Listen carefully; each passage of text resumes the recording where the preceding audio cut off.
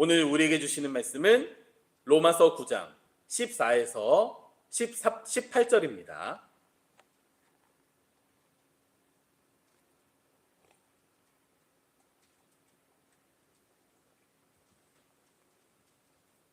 제가 봉독하겠습니다. 그런즉 우리가 무슨 말을 하리요? 하나님께 불의가 있느냐? 그럴 수 없느니라. 모세에게 이르시되 내가 긍휼히 여길 자를 긍휼히 여기고 불쌍히 여길 자를 불쌍히 여기리라 하셨으니 그런즉 원하는 자로 말미암음도 아니요 다른 박질하는 자로 말미암음도 아니요 오직 긍휼히 여기시는 하나님으로 말미암음이니라.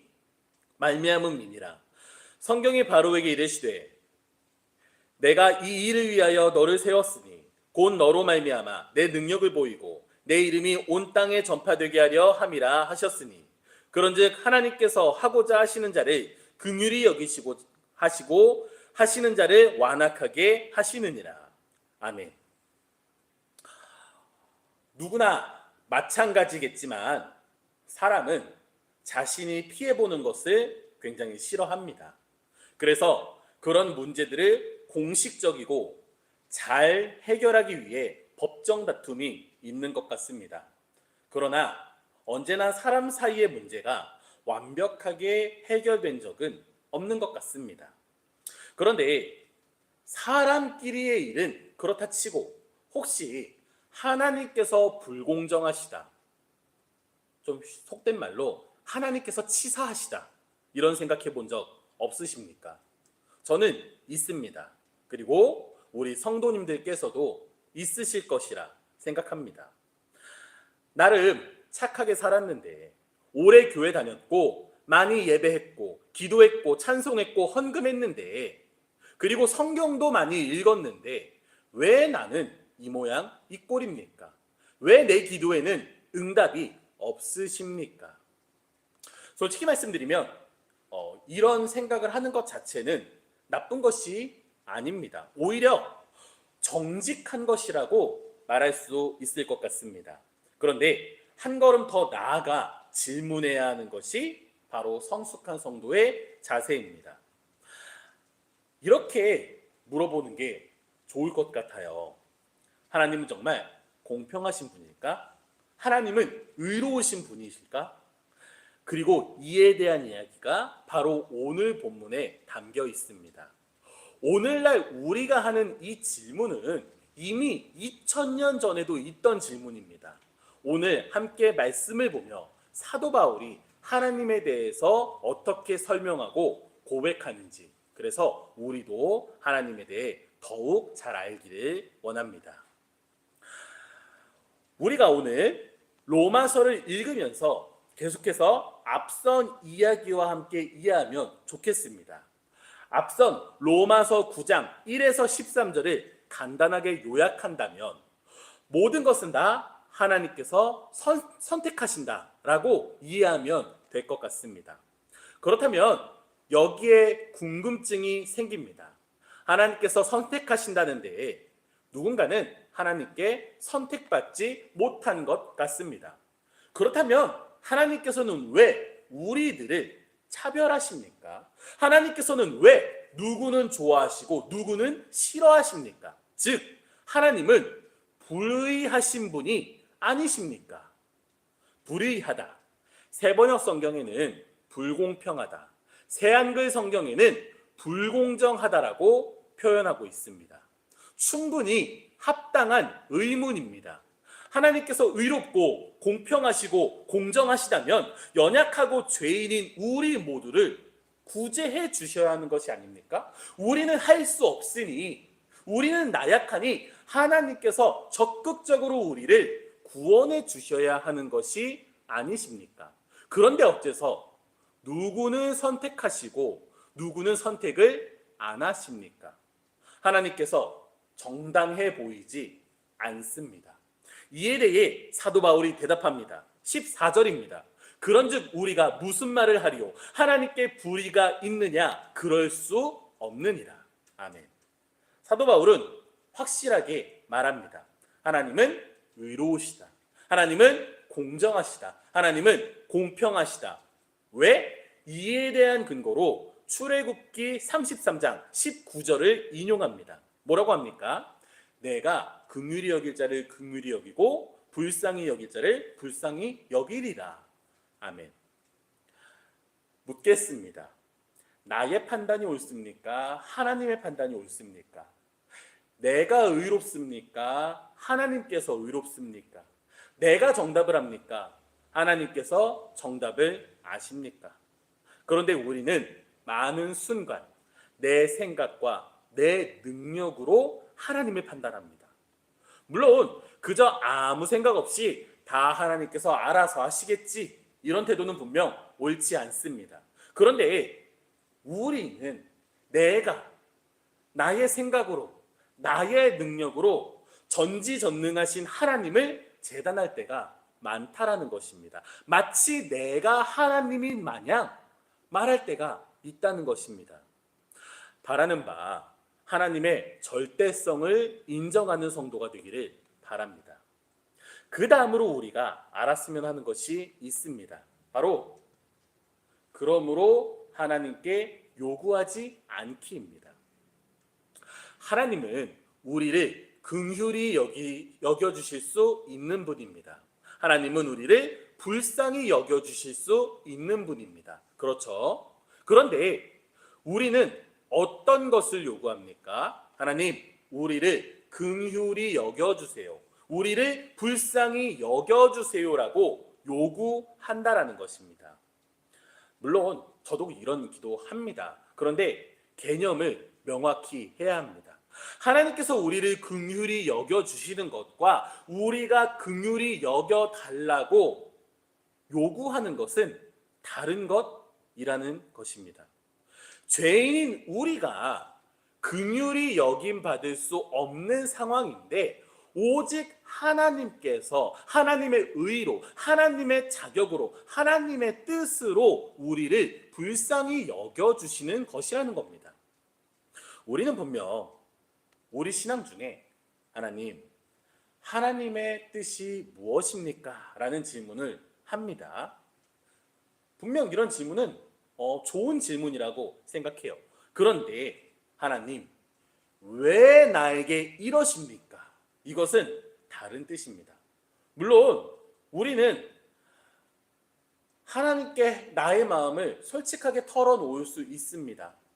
나의 생각 안에서 나의 불평, 불만을 가감없이 하나님께 내어놓을 수 있어요. 그것 또한 하나의 신앙입니다. 그런데 마치 내가 맞고 하나님께서 틀린 것처럼, 내가 정답이고 하나님이 오답인 것처럼 하나님을 지적하고 하나님을 가르치려 들고 하나님을 혼내는 것처럼, 하나님 왜 나를 긍휼히 여기지 않으십니까? 하나님 왜 내 기도에 응답하지 않으십니까? 하나님, 내가 볼 땐 이렇게 해야 되는데 하나님 왜 그러십니까? 라고 말하는 것은 분명 틀린 것입니다.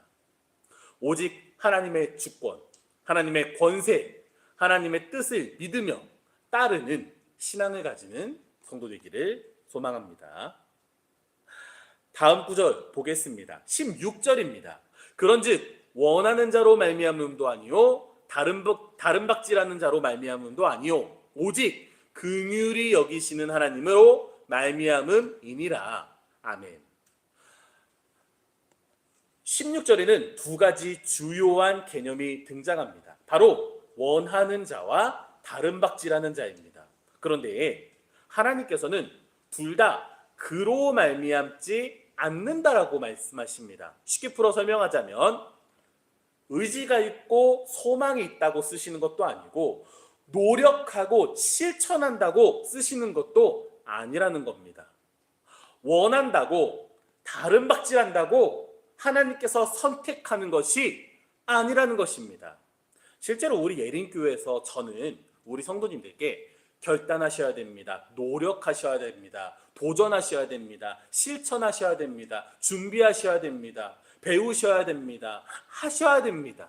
이런 이야기들 정말 많이 합니다. 왜냐하면 필요하고 중요하기 때문입니다. 그런데 오늘 사도 바울의 이야기는 정반대의 이야기를 하고 있죠. 너의 의지, 너의 노력, 그게 중요한 게 아니라 오직 하나님께서 하시는 것이다. 그렇다면 저의 권면과 사도 바울의 이야기가 충돌하는 것일까요? 그렇지 않습니다. 노력하지 말라는 것이 아닙니다. 노력이 하나님의 긍휼함을 얻어내는 근거가 될 수 없다는 것입니다. 노력해야 한다와 노력으로 말미암는다의 차이를 아셔야 한다는 것입니다. 우리 노력해야 됩니다. 우리 실천해야 됩니다. 우리 결단해야 됩니다.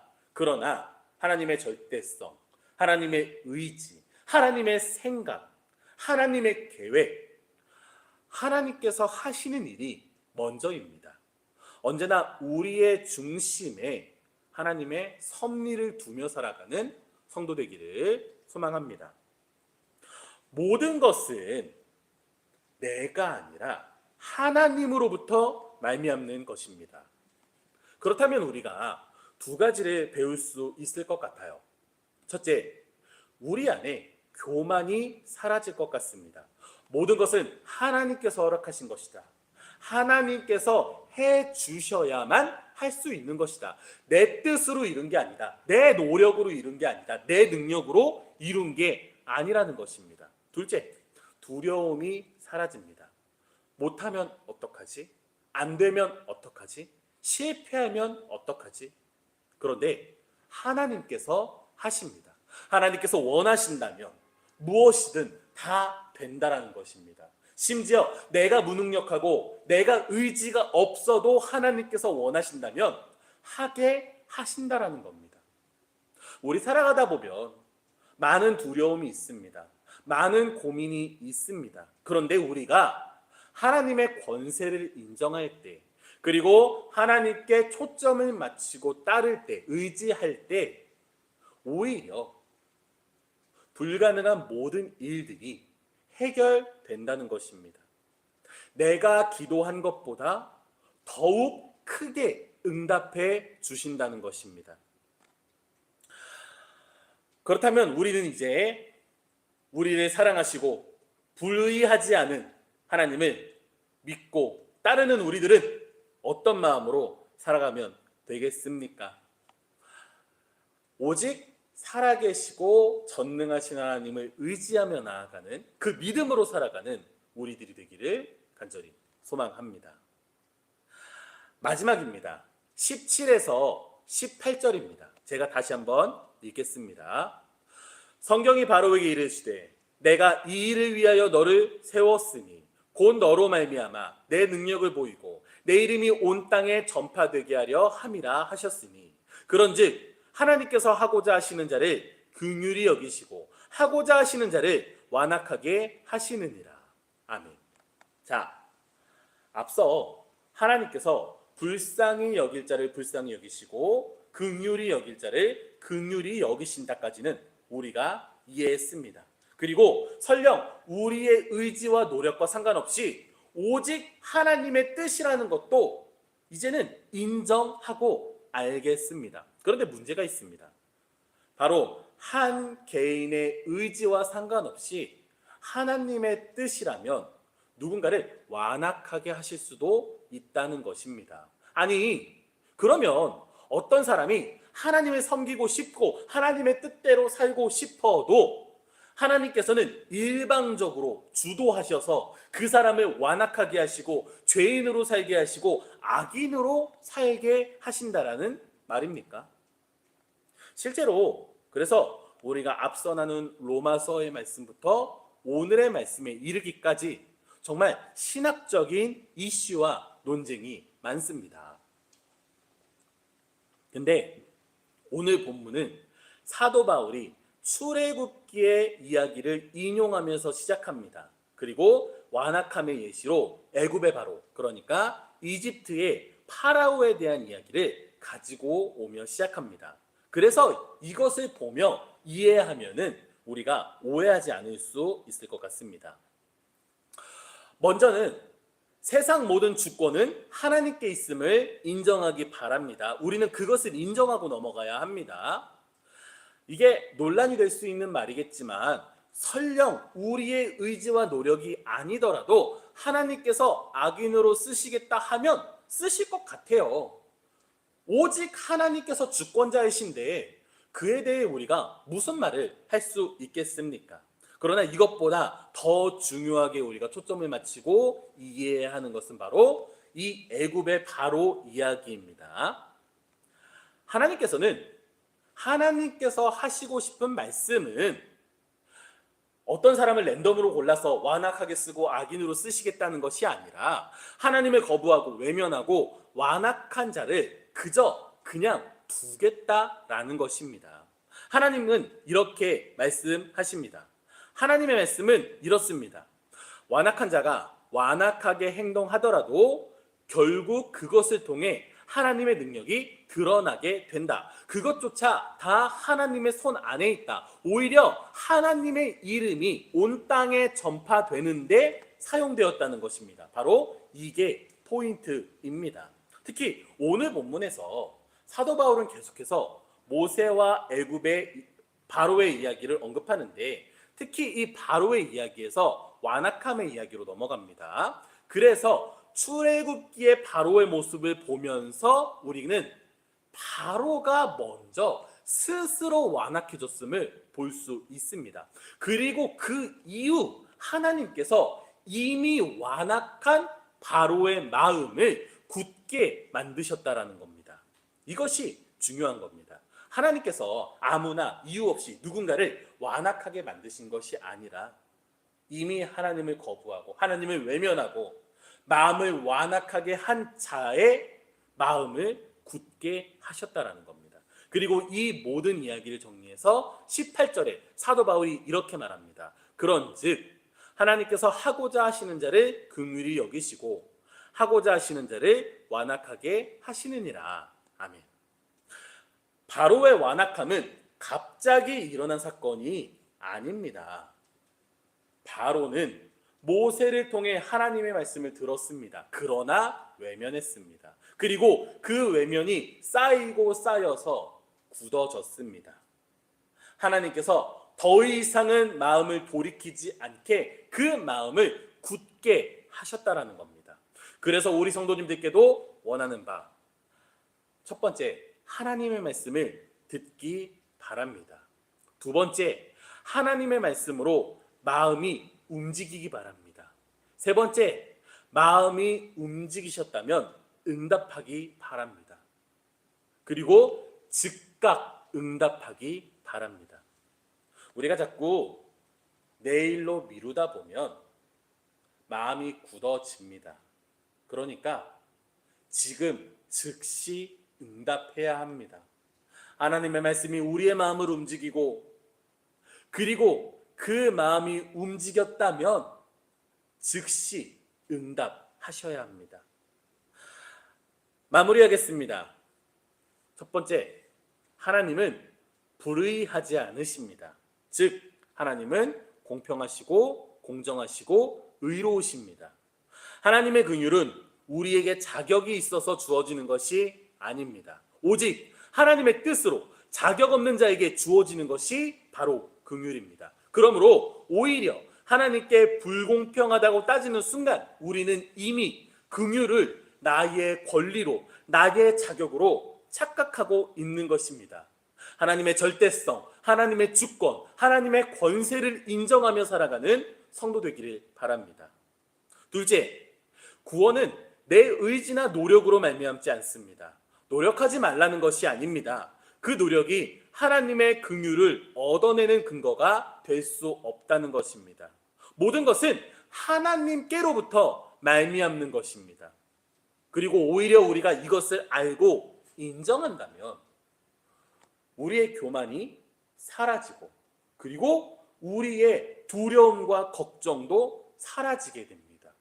오히려 하나님의 주권을 인정할 때 우리는 은혜를 얻게 됩니다. 셋째, 완악한 자조차도 하나님의 뜻 안에 있고 오히려 하나님을 드러내는 도구로 쓰임을 아시기 바랍니다. 애굽의 바로가 완악할수록 하나님의 능력이 더욱 드러났습니다. 하나님의 이름이 더욱 알려졌습니다. 그러나 이 완악함은 하나님께서 애굽의 바로를 괴롭히신 것이 아닙니다. 처음부터 이 바로로부터 시작된 것입니다. 우리 성도님들께 소망합니다. 하나님께서는 우리 성도님들께 음성을 들려주십니다. 그렇다면 듣고 마음이 움직이기 바랍니다. 그리고 마음이 움직였다면 즉시 응답하시기 바랍니다.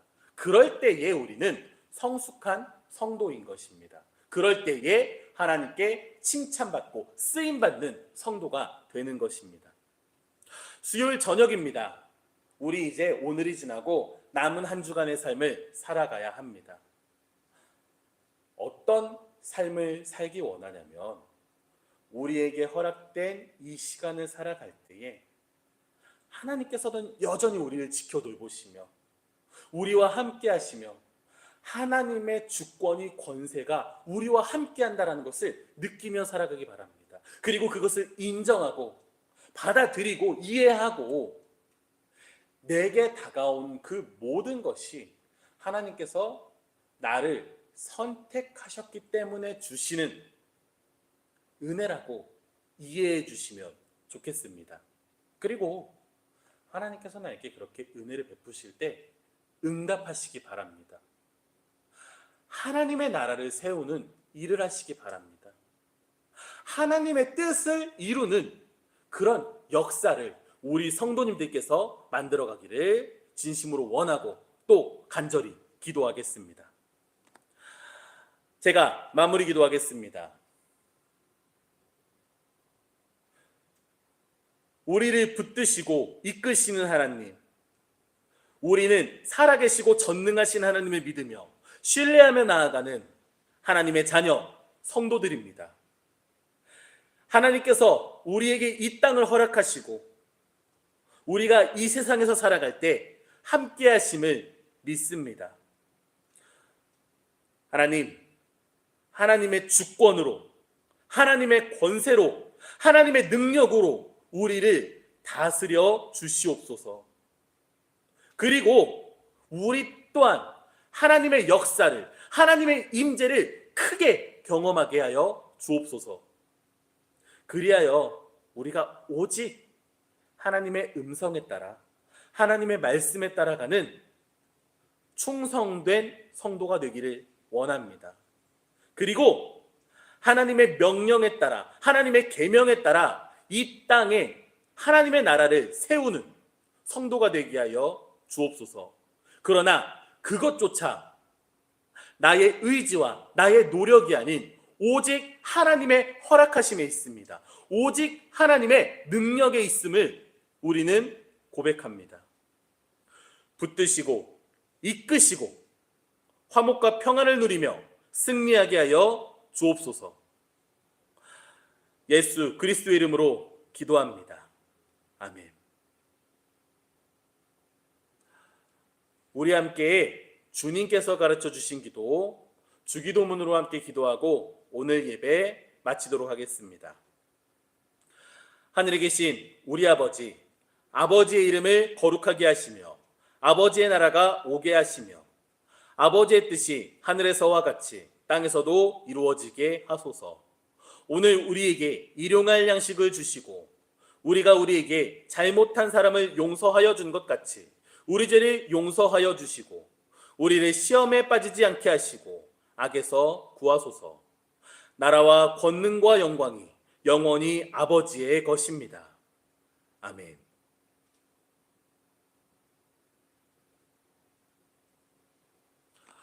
오늘도 함께 예배하신 모든 성도님들께 진심으로 감사드립니다. 우리 남은 모든 시간 동안 하나님의 은혜로 승리하기를 진심으로 소망합니다.